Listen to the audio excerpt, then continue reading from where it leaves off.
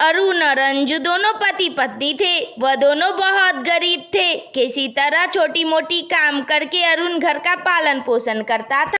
अरुण को एक हॉस्पिटल में अच्छी नौकरी मिल गई थी। इसी खुशी में दोनों बाजार जाते हैं। तभी अंजू को मॉल में एक ड्रेस पसंद आ जाती है।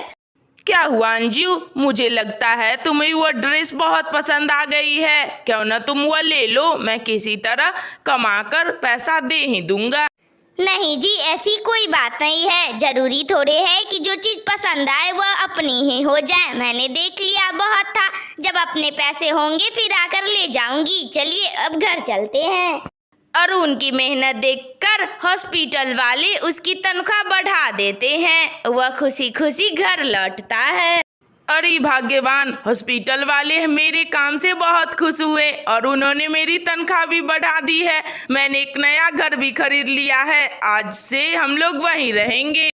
क्या क्या अरुण, क्या आप सही कह रहे हैं? ये सपना तो नहीं है ना? आप सही कह रहे हैं। हमारा भी अपना घर होगा, वह भी नया सुंदर सा घर। अरे मंजू, सही कह रहा हूँ। तुमसे भी भला मैं झूठ बोलूंगा क्या? जल्दी जल्दी पैकिंग शुरू कर दो, हम लोग आज ही वहाँ शिफ्ट होने वाले हैं। तुम खुश तो हो ना? हाँ अरुण, मैं बहुत खुश हूँ। वैसे भी आज तक मैंने जो मांगा है आपने सारी तमन्ना पूरी की है। आप बहुत अच्छे पति हैं। अच्छा, अब बहुत हो गई बातें। अब जल्दी भी करो, बाकी बातें अपने नए घर में करेंगे। फिर क्या था, अरुण और अंजू दोनों अपने नए घर में शिफ्ट हो जाते हैं। वह घर बहुत सुंदर था। मंजू यह सब देखकर बहुत खुश थी। मैं बहुत खुश हूँ अरुण, मैं सच में बहुत खुश हूँ। अब मुझे कुछ नहीं चाहिए। मंजू, एक वह दिन था जिस दिन मेरे पास तुम्हें ड्रेस दिलाने तक के पैसे नहीं थे। मैंने तुम्हारा जन्मदिन तक भी नहीं मनाया और एक आज का दिन है। हम लोग कितने सुखी संपन्न से रह रहे हैं और नया घर भी खरीद लिया है। अब मेरा बस एक ही सपना है कि हम दोनों की एनिवर्सरी आने वाली है। हम लोग उसमें धूमधाम से पार्टी करेंगे। हाँ अरुण, मेरा भी यही सपना है कि हम दोनों अपनी एनिवर्सरी बहुत धूमधाम से मनाएं। देख लेना अंजू, तुम्हारा वह सपना बहुत जल्दी पूरा होगा। अब चलो भी खाना लगाओ, बहुत जोरों की भूख लगी है। कुछ ही दिनों बाद अरुण और अंजू की एनिवर्सरी आ जाती है। हाँ, मुझे याद है कि आज हमारी एनिवर्सरी है। मुझे पता था अंजू तुम यही देख रही होगी कि मुझे याद है या नहीं। भला मैं कैसे भूल सकता हूँ इस दिन को। अरे वाह, आपको तो याद था। मुझे लगा आप भूल गए होंगे। अब तैयार भी हो जाओ, मैंने सारी तैयारी भी कर ली है। हमारे सारे दोस्त और तुम्हारे सारे दोस्त वहाँ इकट्ठा भी हो चुके हैं जहाँ हमारी एनिवर्सरी सेलिब्रेट होने वाली है। हम दोनों को जल्दी से पहुँचना होगा। तुम जल्दी से जाकर तैयार हो जाओ। फिर क्या था, थोड़ी ही देर में अंजू दुल्हन की तरह तैयार होकर आ जाती है और अरुण उसे देखता ही रहता है। अरे वाह, आज तो बहुत खूबसूरत लग रही है मेरी बीबी, बिल्कुल वैसे ही जैसे अपनी शादी में लग रही थी। क्या अरुण, आप भी ना? अब चलिए भी, देर हो गई है। सारे दोस्त हमारा इंतजार कर रहे होंगे। अरुण और अंजू वहां पहुंचने ही वाले थे कि एक बहुत बड़ा हादसा हो गया और उसमें दोनों की जान चली गई। उसी रास्ते से अरुण का दोस्त मनोज गुजर रहा था। उसने सारा कुछ देख लिया।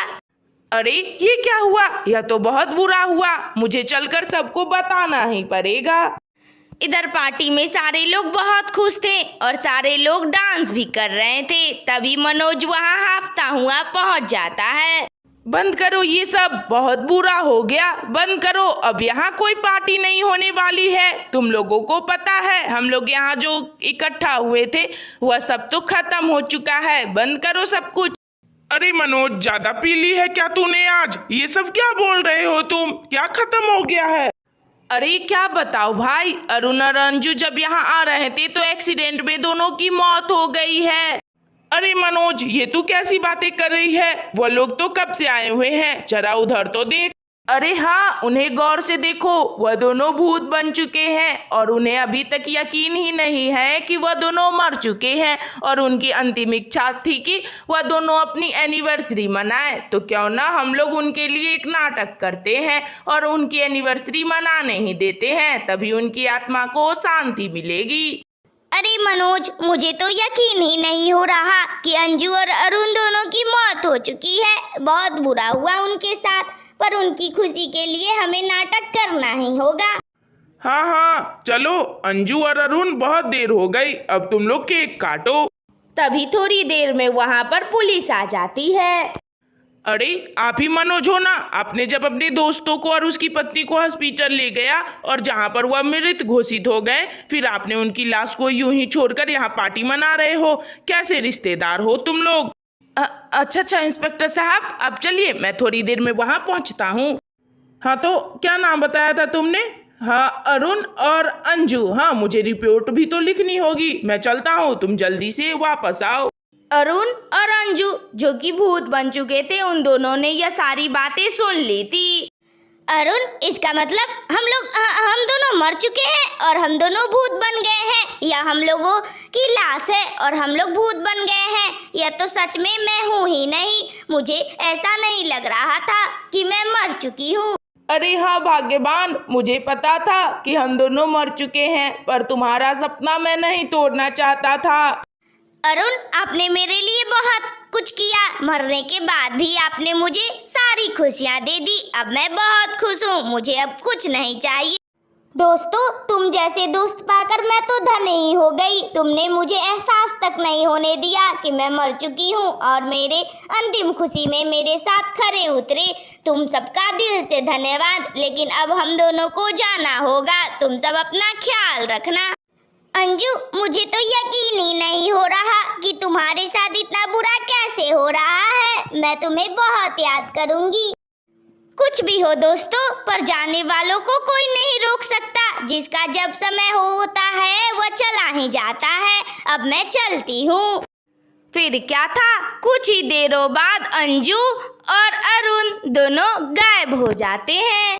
तो बच्चों, तुम्हें कैसी लगी यह वीडियो? अगर अच्छी लगी हो तो लाइक करो, शेयर करो, कमेंट करो और हाँ, सब्सक्राइब भी कर लेना। कार्टून वाली दीदी तुम्हें रोज नई नई कहानी सुनाया करेगी। Thank you. अपना बहुत सारा ख्याल रखना। और हाँ, कार्टून वाली दीदी के 3 के सब्सक्राइबर हो गए हैं। तुम सबका दिल से धन्यवाद।